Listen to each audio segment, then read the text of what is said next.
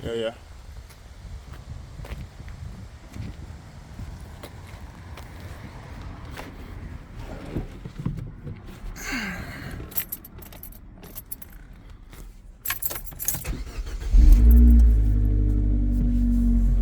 I'll have a listen to that, innit?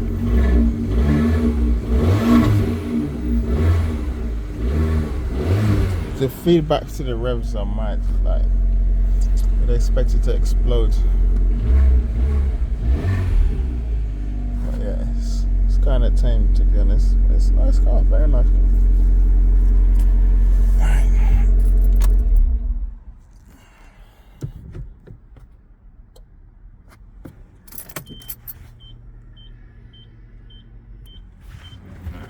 Loud enough.